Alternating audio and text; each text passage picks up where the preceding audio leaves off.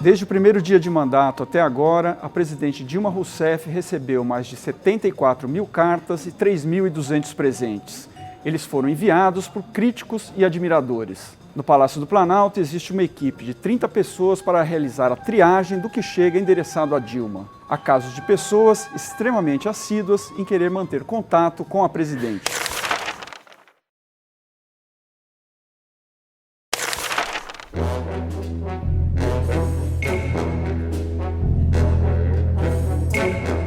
Toda hora que me dá uma ideia na cabeça, eu escrevo. Pode ser no metrô.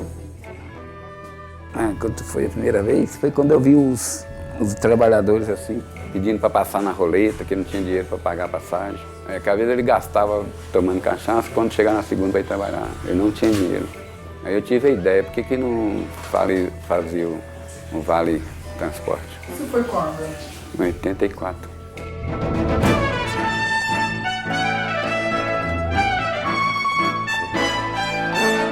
A gente encontrou uma das cartas, das várias cartas que o Sérgio manda aqui no Palácio do Planalto, numa pilha que aqui os servidores chamam de excêntricos, que são os autores que mandam sem exatamente um objetivo, um pedido, uma sugestão. Toda correspondência que chega aqui no Palácio, que é correspondência de populares, não oficial, ela é processada, ela passa por uma triagem. Nosso técnico aqui propõe uma resposta e encaminhamento. Eventualmente, dependendo do assunto, é levado ao conhecimento da presidenta. Mas existem pessoas que escrevem todos os dias. Se a gente fosse responder todos os dias, quer dizer, não faz sentido. É um grupo muito pequeno, digamos assim, dos excêntricos que mandam as cartas para a presidência. E até, na verdade, por essas mensagens não fazerem um certo sentido, elas não são guardadas ao contrário das demais. Então, segundo o próprio Cláudio nos disse aqui, um mês por ano, ele escolhe um mês variado a cada ano, ele guarda essas cartas.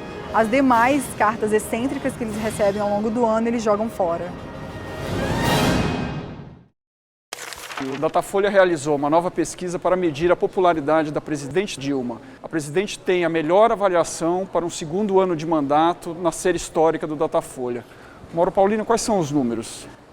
Dilma vinha estável desde o início do mandato até pelo menos agosto do ano passado, no patamar de 48%. Em janeiro ela subiu para 59% e agora atingiu 64% de aprovação. Ou seja, a aprovação vem numa constante já há algum tempo. É um crescimento consistente e contínuo. A propagação da popularidade da Dilma ela é mais veloz do que a do Lula no início do mandato. Agora, a pesquisa mostra também que há uma consolidação bastante forte da popularidade da presidente Dilma na classe média. Sim, principalmente na classe média. O crescimento mais significativo foi justamente naquelas famílias que têm renda familiar acima de 10 salários mínimos. Ela cresceu 17 pontos nesse segmento. Uma outra questão que foi colocada aos eleitores na pesquisa é se eles têm uma preferência por um candidato do PT na eleição de 2014. Lula é o preferido. Ele tem 57% das preferências contra 32% de Dilma. Apesar do aumento constante na popularidade da presidente Dilma, ela vai passar por uma turbulência política nesta semana com a instalação da CPI do Cachoeiro. O que a gente pode esperar disso? Que essa CPI marca o primeiro momento de divergência séria entre Dilma e Lula, entre os propósitos de um e de outro. Para o Lula, interessa essa CPI. Ele vê essa CPI como uma espécie de revanche contra os que atacaram o seu governo. Demóstenes Torres, Marconi Perillo foram adversários importantes do seu governo e agora estão na berlinda na CPI. A presidente Dilma, ao contrário, estava no exterior quando decidiu sobre isso.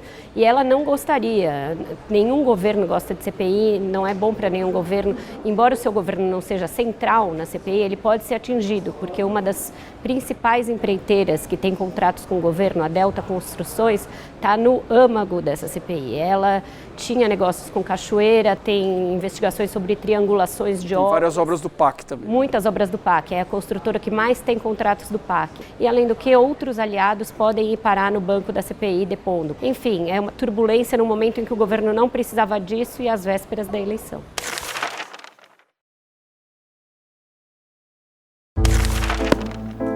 Eu nem me vejo na TV, cara. Eu tenho horror. Uma vez eu estava zapeando de madrugada e aí era eu falei... Essa foi uma semana que se falou muito de juro de banco.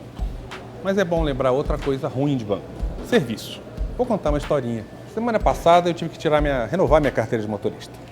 Eu posso saber os documentos pela internet, agendo o serviço pela internet.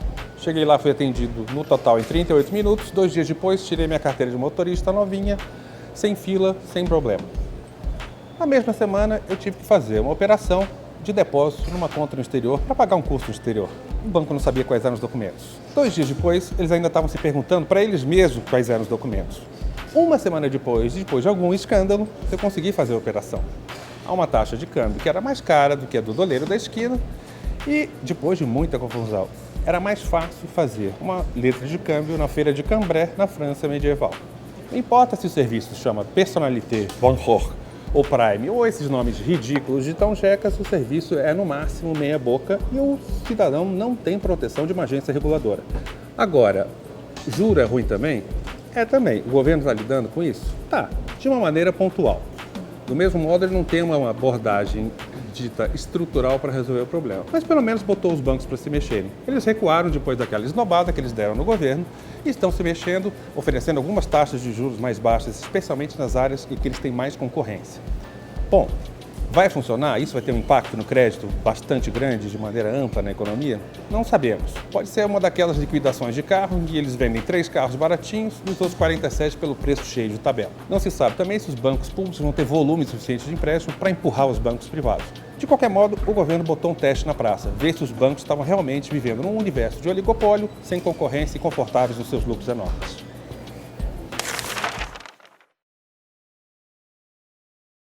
A questão da nudez, da sexualidade, sinceramente não era o que eu mais temia. Sou filha de artista também, não foi o que mais me ofereceu dificuldade.